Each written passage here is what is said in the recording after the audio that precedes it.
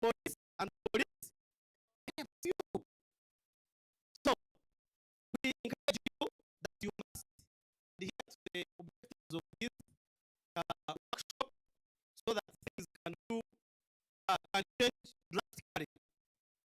Even when the world expects less from you, expect more from yourself. Yeah. I expect a lot from myself.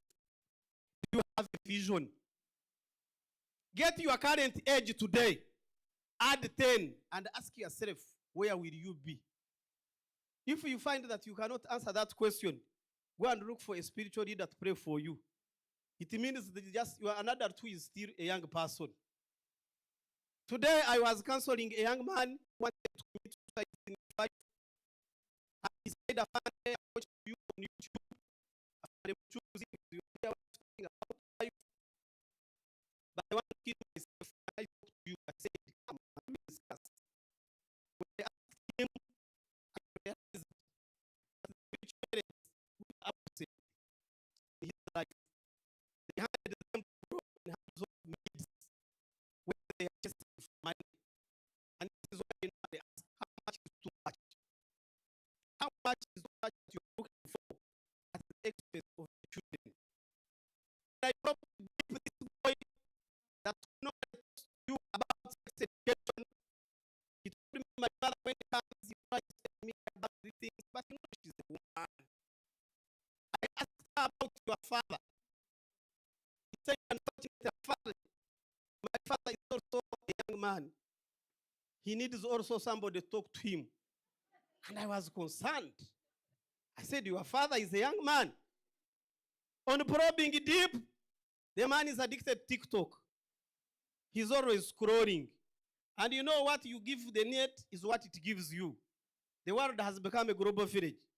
If you go on TikTok and you say, I want nyash, they will bring brown, small, folded, big, like this. So all types. Eh? And the father is always scrolling, laughing around. Then I said, there is a problem. He said, I don't trust my father because I normally see him beating my mother. Very shameful. And the boy is having a lot of wounds on his heart. Who can help him? It is me and you who can go and speak sense to that young man. We are seeing youth committing suicide. They are impatient, out of blue, temper tantrums. You up you. You ask yourself what is the problem. The children are sending us. Yes, mental illness is real. 17 million Ugandans are suspected to be mentally challenged, including you and me. So we may be here when we have mental cases. So you need to be careful and do things as an individual. Let your yesterday not limit your today. Because tomorrow is a hybrid of your decisions. It's made up of choices. The choices you make today can determine who you are. I decided to be a good citizen, putting on a police uniform, and I become an advocate of stable marriages, stable families. And once you become a unique person of that caliber, the majority will now blame you. They will say they bewitched you. You get me? Because you are doing something very right. So, gentlemen, especially who are here, let's wake up. Male engagement is very paramount in this issue. We have left women, they are over-empowered. If you keep quiet, they will slap you. My desk at police headquarters, I welcome men who are beaten by women with the help of their children. And they are very many. They come and cry. They say, Offend, we want to cry. I said, you cry. Eee, they cry. Then I escort them, pray for them. So there is a big problem. This empowerment of one side is causing problems. So sponsors, you help us to engage men. A boy child is suffering. We better welcome him. A boy child in the house, oye. A boy child in the house, oye. A winning oye. Those who are not responding, they will slap you. So, in conclusion, Ladies and gentlemen, I'm not a motivation speaker. They normally say, show me your friend. I know who you are, and I can predict your future. Who is your friend? These friends have even finished marriage. Marriages are breaking because of bad friends. When you do better, you will get opponents every day. The mere fact that you have come where you are, and you have come to Serena Chigo, somebody is annoyed already at home. How can he go to Chigo? You get me? He was even there dancing with Zumuchungus, and it becomes a war. So you know people will hate you. Kindly love yourself. You know that people hate themselves. Somebody was bragging that I can eat 30 chapats. He hates himself. That I can drink 2 crates of Guinness. You hate yourself. Involve God in whatever you are doing. God is good all the time. And that's what he. Clap for God, Banangi. Wonderful. So, with me, I came with my beloved dear wife, Chara Police. Stand up. Yeah. Chara Police is there. Very big hand clap from Chara. Karuru Kamanyi, Banangi. Yeah, I've been married to her for the last 15 years. Every day I'm eating in uppercase buffet. Yeah? And life is very sweet. Eh? In our free time, we normally do marriage counseling. So we are going to meet the couples here. Yeah. As people are in bar, sauna, they are now drinking sauna, they are playing urudo, what? Rumamongering. Eh? For us, we are building marriages. So we are going to meet here some couples and talk sense to them. Maybe we can save a life. Yes. So before you kill yourself, you can get my telephone number. Yeah. You just password, you talk that Ahaki. Harold Jackson Ahaki. They want to arrest me. Stop, that one is an informed person. So my telephone number is 0701. Yeah. 0701 400 668. If you have anything that is disturbing you at home, you are about to divorce, you want to kill yourself, you get me? They are beating you. Just engage me. We get a solution. I've said this, for God and my country, Uganda, the part of Africa.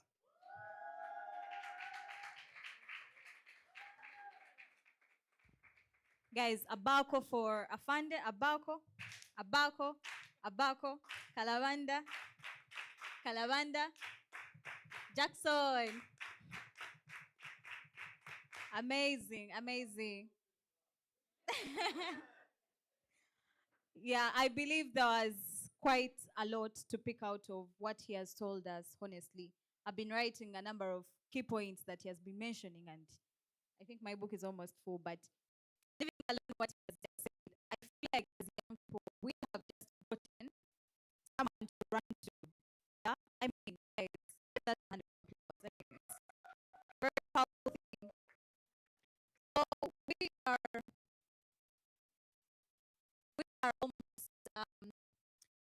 reaching the final stages of our engagement, but at this moment in time, we would have to invite a person, a young person from Aki.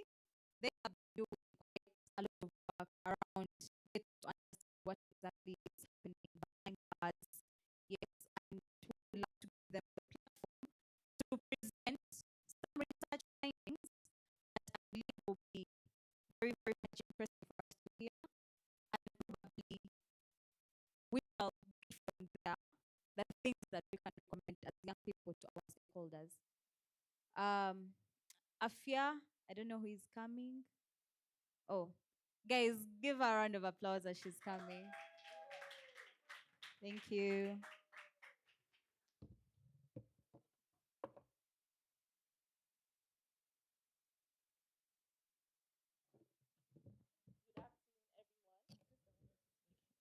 Okay, this one is working.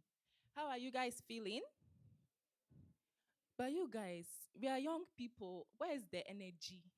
Where is the The fire, the ginger, the fire. Let me ask my question again. How is everyone feeling? Thank you. That's more like it. So my name is Nana Kumsen. I am a researcher. I work for Afiana Haki.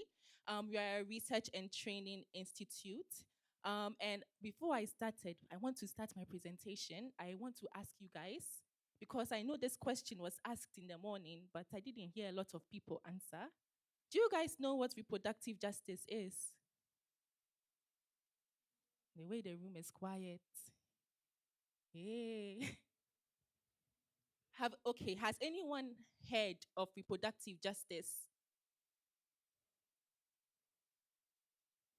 You have, okay. I will explain because it seems as though we don't know. So reproductive justice is a response to reproductive oppression, and reproductive oppression is the exploitation of people, young people, and human people's bodies, their sexuality, their labor, and their procreation. And so in 1994, before some of us were even born, there was a conference in Cairo, and there was a document there. Everybody group in Uganda, and you'll ask if they're quite situated, and into our house. And that child, they said, was that vaccine that's going to go in, but one thing is, that is, so I PH, the race, that is not separate, people speak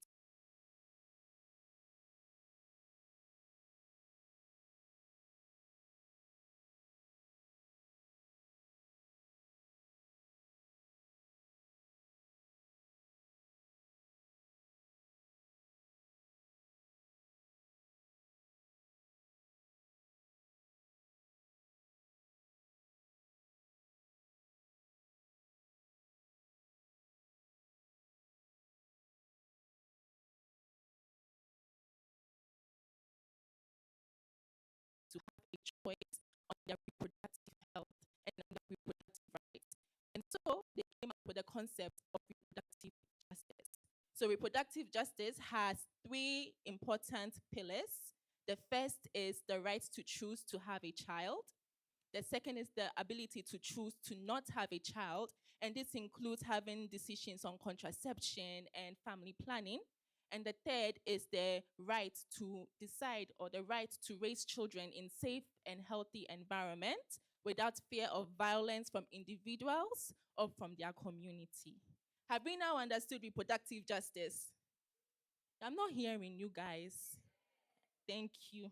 And so Ahaki said, okay, so what happens when people are not given reproductive justice? What happens when people are reproductively, I would say reproductively oppressed? And we started looking at infanticide and what drives infanticide.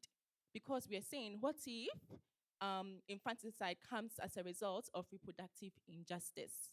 So we did research, we did qualitative research, we did interviews with 21 women across 7 prisons in Uganda. Guys, my Uganda, I don't know if you're going to understand me when I say the words of these prisons, but they were Nakasongola, Gulu, Arua, Kigo, Luzira, and Mbale, and Tororo. And so when we spoke to those women, we found out some few things that I want to share with you. But before I share that, I want to give you a few statistics just so you can understand the population that we dealt with. So most of the women, the reason why I wanted to share this with all of you in the room is because most of the women that we spoke to were young people. The youngest age of arrest was 15 years old. And at the time of the interviews, the youngest person that we interviewed was 17 years old. The average age of the people we interviewed was 27 years old. The average age of arrest was 24 years old. And so I can see this is something that impacts young people greatly. Another thing that you know, a lot of them had a P5, that was the average level of education was primary 5. Some of the people that we interviewed did not go to school, and the highest level of education was senior 6. And so with that context in mind, I wanted to show you a video that spoke about one person's story, one of the women that we interviewed. And I hope Rahu can help me show the video on the screen.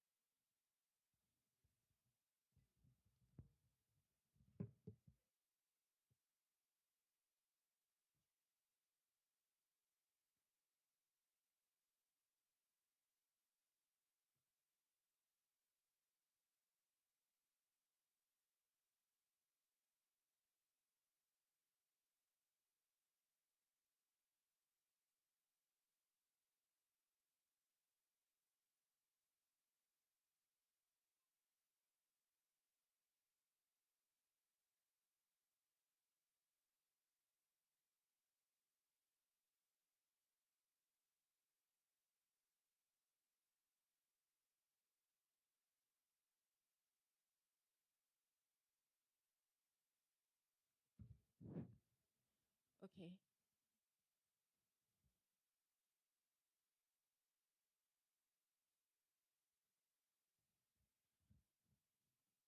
So before we speak about or before we show the video, I also wanted to ask you guys if any of you have heard about infanticide. Because remember, this is what the research was about. So does anyone? I see a hand.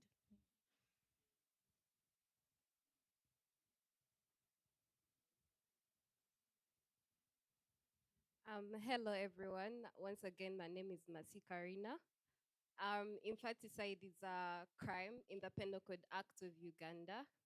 Kind of forgotten the, but yeah, it means that this is a crime where a mother kills a young baby before it makes 1 year of age.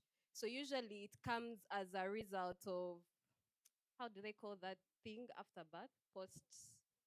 Postpartum, yeah. So usually it comes because of that. That's what I know about infants. Thank you. Does anyone else want to add on to that? Yes. But she gave a really good answer. I see the answer. Actually, just want to just give an example of infanticide. Still, a mother that I handled last month. So this girl, she's 23 years old. She's charged with offense of infanticide, and she was hospital. So she's taking care of a 2-year-old baby. And so her kid was 3 years old, sorry, 3 months old when she killed the baby. And in court, we tried to go with the plea bargain because yes, the baby is actually dead. But one of my reasons for the plea bargain when I was speaking to the state attorney was that she could have been her mind. She wasn't in the right state of mind, and having that responsibility. This was her first kid. She's taking care of someone else while also having to deal with what's the word? Postpartum, yeah, so with postpartum too. And however, I don't think the magistrate actually understood my point because our plea bargain was rejected, which is funny. But infanticide is something that actually needs to be spoken about more. And yeah.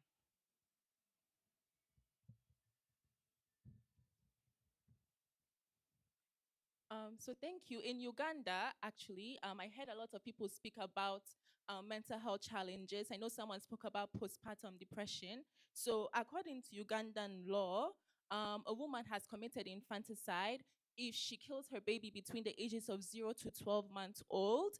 And this came as a result of mental health challenges that come because either after she gives birth or while she's lactating. But while we were doing this research, we kind of took a more broader definition. We took the Merriam-Webster definition of infanticide, and we looked at women who indeed they had killed their infant between the ages of 0 to 12 months old. But we didn't make mental health as a stipulation for them to be added to the inclusion criteria. So thank you guys for your attention. I think our video might be ready now.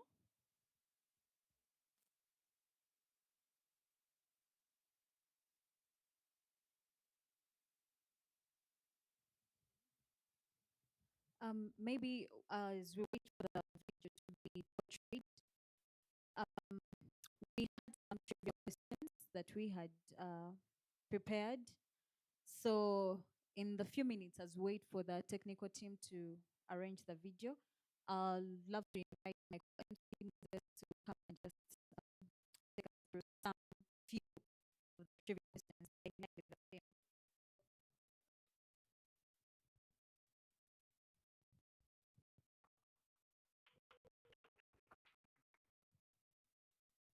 Thank you very much. So this session, we are going to put our phones down. It's a Google free session. I'm going to ask you some questions and I need answers, right? Are we together? So let me have your phones down. So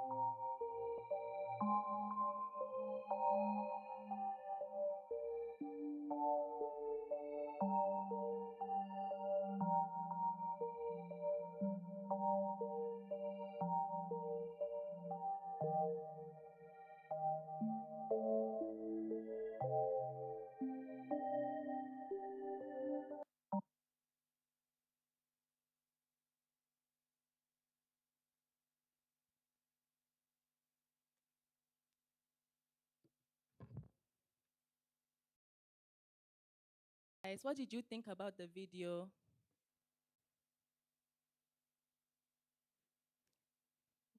Why do you think? Let me give you the mic so that I can understand why you would say that.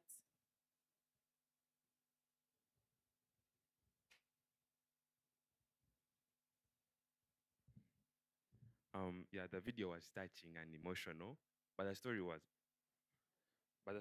one-sided to me because we all know that her story, according to what I saw here, the story was all caused by the aunt, who is a woman. But at the end of the interview, she said men are the real trouble causers and women suffer for it. So I was like, now how do men come into this thing? Guys, it's not me who said it, please.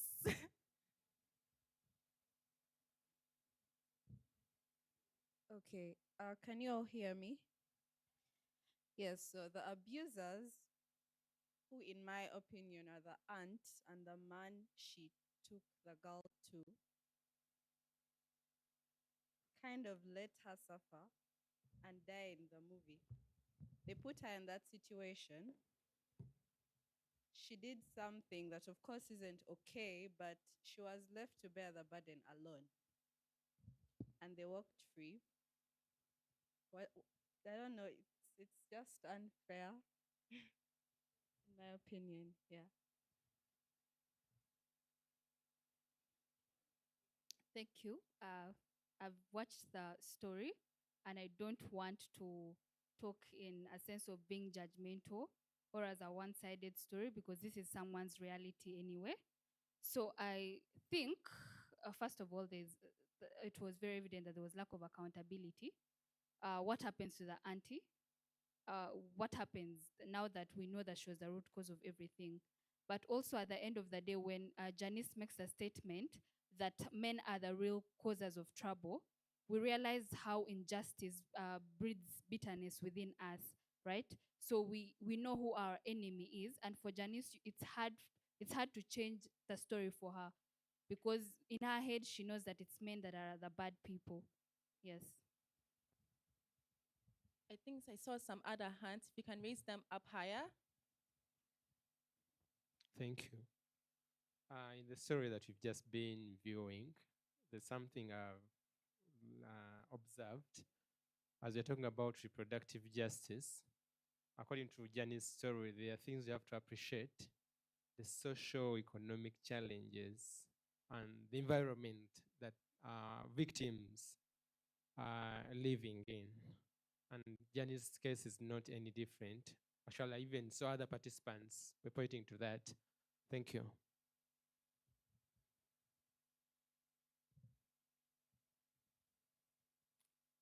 Well, from the video, personally, it has unfolded the fact that when some things happen or when people do something, there's always like a truth behind, and there's always a reason that, okay, sometimes it's not like good what Janice did, but then there is always a background story. There's always push. There's always things that people go through, really hard things that if you just tell someone that maybe I did this, yeah, someone would just directly judge you, not knowing that there's a background story, there's something that really push you into doing something like that. Maybe we can have two more hands. All right, thank you so much. My name is Gloria. So according to the video that we've just seen, I'm gonna go a little bit away from it. Some of the participants have been talking about blaming men, blaming the aunt and everyone that they caused the infanticide. But what I would say, as I said, thinking out of the video, as it was a research video, I expected it to show us how we can prevent that.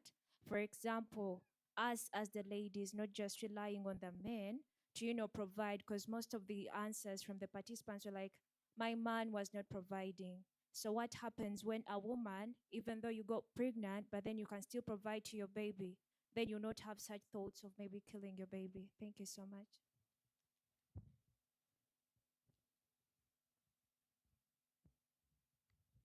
Good evening, everyone. So, when I watched the video, what came to my mind, I thought about the shortcomings within both the legal system and other systems that are meant to support women in general in terms of SRHRs. And it made me think about how we criminalize abortion based on morality. It is immoral. But then Janice said she didn't want to abort, understandable. But that doesn't negate the fact that there are other women who might want to abort in cases of rape or defilement, but they don't have the chance to because it's not legal in Uganda. And they end up committing infanticide because they didn't want the baby in the first place. Which brings me to the question that I would like to direct to the stakeholders in place, particularly those from the Ministry of Health. What are the justifications for criminalization of abortion when we have such incidents happening in Uganda? I understand that Uganda made a reservation on the Maputo Protocol, the article that provides for instances where abortion can be acceptable, saying it's immoral. We all stand on the morality, we are the morality police in Uganda, but we have instances of women who are going through things like that. So what justification does the ministry, does the government have to continue criminalizing abortion? And I'm not saying things rooted in patriarchy. I'm not talking about things rooted in morality. Actual justifications why we don't have safe abortion in Uganda as per now. Thank you. Guys, I have been told that I am running out of time. So I am going to ask, maybe you'll be able to answer this question. I'm going to ask you guys one question, and I just want maybe two people to answer because we cannot run away from the fact that a crime was committed.